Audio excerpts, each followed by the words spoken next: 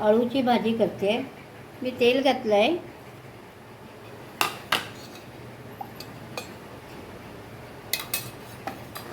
आता मी याच्यामध्ये तेल गरम झालं की लसूण आणि हिरवी मिरची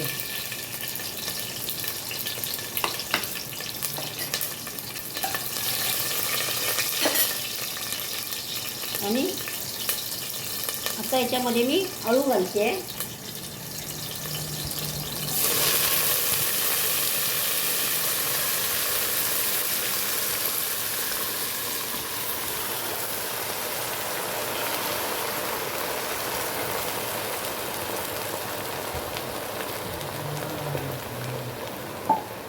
आता याच्यामध्ये मी मका आणि शेंगदाणा घालते, म्हणजे एकदम उकळून घ्यायला.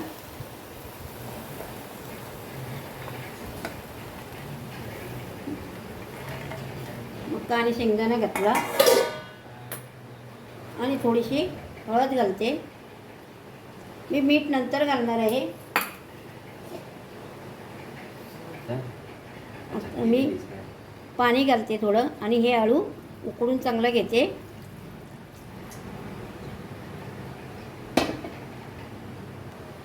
याला आता मी चांगलं मिक्स करून घेतलेलं आहे आणि आता याला मी झाकण मारून ठेवते आणि याच्या चिट्या काढते.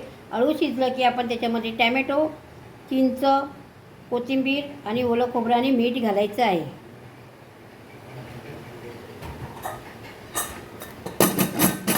याची चांगली शिटी काढूया. हे बघा, आपण कुकरच्या शिट्या काढून घेतलेल्या आहेत.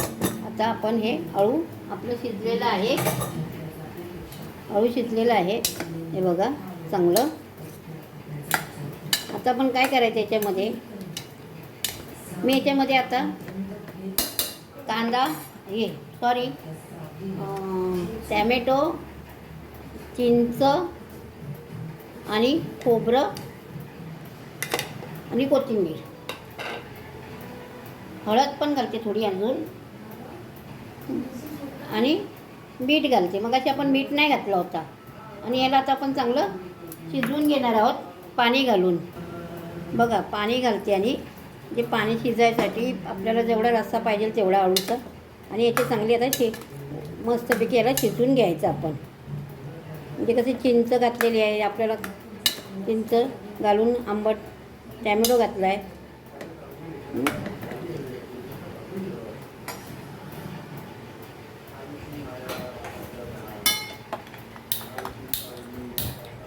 तर हे चांगलं शिजून घेऊया. हे बघा, आपलं चांगलं अळू शिजलेलं आहे. ही अळूची भाजी, याला फतफता पण बोलतात, याला अळू बोलतो आम्ही. कोकणातली ही जास्त आवडती रेसिपी आहे. हे बघा, कोकणात हे जास्त करून गणपतीला असं बनवतात याला. ही आपली अळूची रेसिपी रेडी आहे.